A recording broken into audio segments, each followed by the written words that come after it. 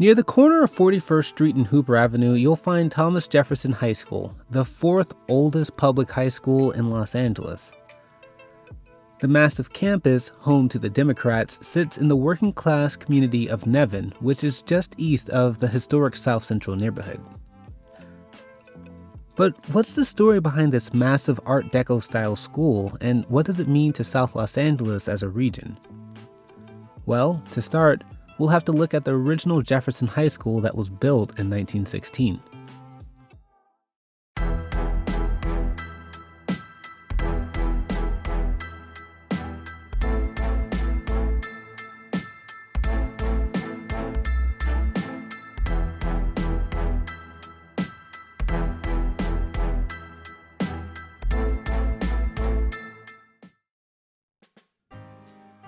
In the summer of 1915, the Los Angeles Times reported on the Los Angeles School District's plans to build a $250,000 campus. Architect Norman F. Marsh, who served as principal architect of design and construction for the city of Venice, designed the original Jefferson High School campus. Marsh's final design of Jefferson's original campus was as elegant as it was fireproof. Jefferson opened for instruction on September 11, 1916, with 24 faculty members, a growing enrollment of around 500 students, and an even larger roster of opportunity for the students. The Los Angeles City School District equipped Jefferson to help students along a college-level pathway accommodating math, science, and art courses in its main classroom building. During its initial semesters, Jefferson also expanded its sports program by onboarding one of the best athletic directors in the city at the time, which led to the introduction of its new football team, a new baseball team, and a track and field team. Within the first decade, Jefferson became a powerhouse in sport competitions among Los Angeles schools, winning season championships. In fact, Jefferson's track and field team would go on to obtain 8 state championships and over a dozen varsity-level championships by the 1960s.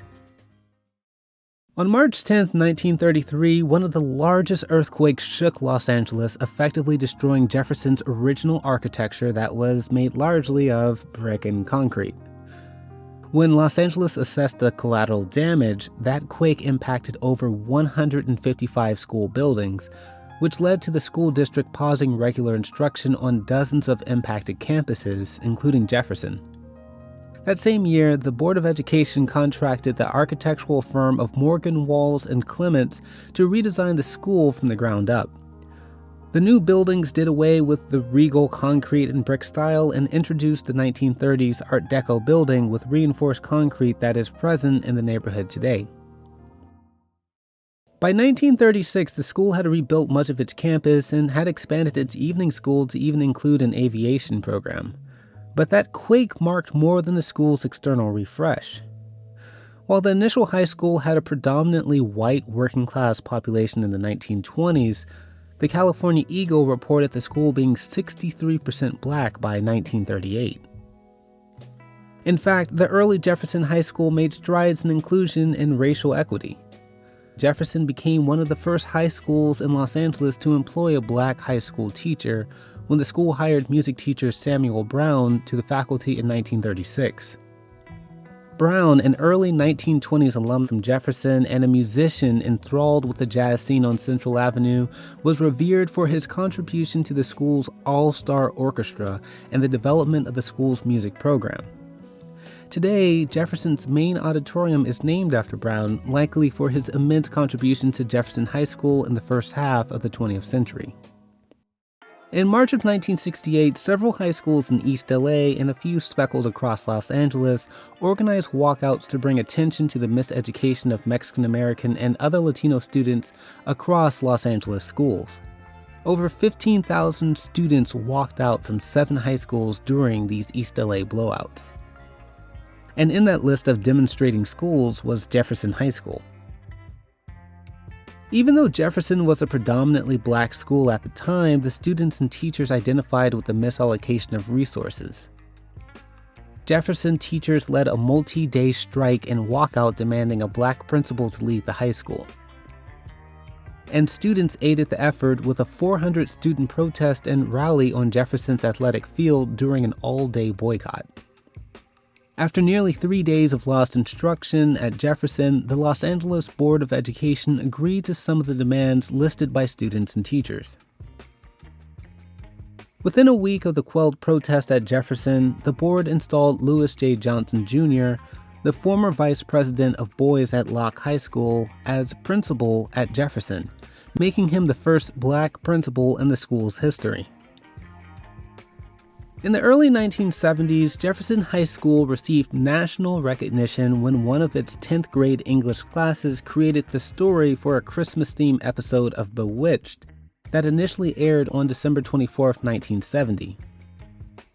Earlier that school year, Marcella Saunders, a 22-year-old English teacher, taught short story courses at Jefferson and found that her students were interested in television, and she worked with her students to write an alternate episode to the then hit series Bewitched.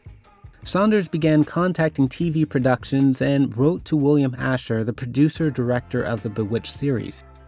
Asher, who was intrigued with Saunders' English course at Jefferson, organized trips to the filming studio of the set. 26 inspired students in Saunders' 5th period English class wrote the foundation for an alternate Bewitched episode called Sisters at Heart, where the characters explore the dangers of racial prejudice between two innocent girls. Saunders and her class sent their alternate script to Asher. He liked it and had it refined by Bewitched writers. After Sisters at Heart aired, Saunders became one of the first non-professionals to win the Board of Governors Emmy Award for her innovative teaching method. As with the fate of every major public high school in South LA, reporting really started to slow down in meaningful ways by the early 1970s, and news coverage shifted to covering the inner-city school's high-performing athletes, especially in regards to its basketball team, rather than its access to resources, academic success stories, or elective courses. Though by the late 1980s, Jefferson, formerly a predominantly black school in South LA, became predominantly Latino. Coverage on Jefferson ramped up in the mid-2000s, most noticeably when an on-campus brawl with more than 100 black and Latino students erupted on Jefferson's campus in 2005. The end result left Jefferson with increased police presence and skyrocketing student absenteeism following the days after the brawl for nearly 2 weeks. This brawl, however, made the campus ripe for a turnaround initiative. During the same year as the brawl in 2005, the Los Angeles Board of Education briefly considered a proposal from Green Dot Public Schools, a charter school network, to take over the campus to rid it from its sinking academics, rising absenteeism, and its staggering dropout rate. However, the Jefferson community adamantly opposed Green Dot from taking over the school, and the district did not move forward with its proposal.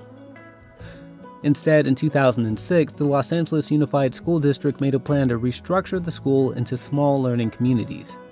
In 2010, LAUSD decided to move forward with its plan of turning the school into its complex of small learning communities with unique career and academic specialties that would eventually develop into 5 small schools, which would impact Jefferson's 1,900 students at the time.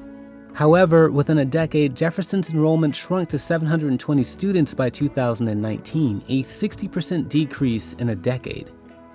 Today, Jefferson continues to sit in southeast Los Angeles near the intersection of 41st Street and Hooper Avenue.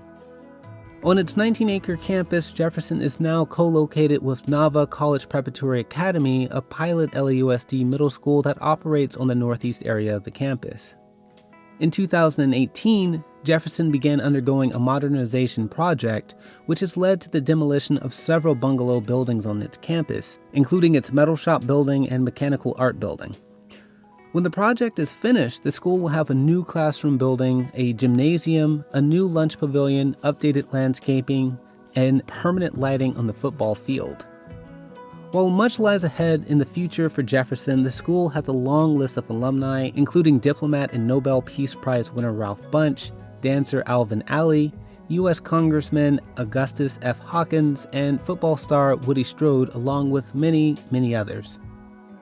That's all for this episode, and I hope that you guys have learned something new today. As in every case with videos like these, there's no way to capture everything, so if you have something to add or a story to share, leave it down in the comment section below, because your bits and pieces can really help someone put together what really happened in this school's history. Otherwise, I'll catch you guys around on the recap.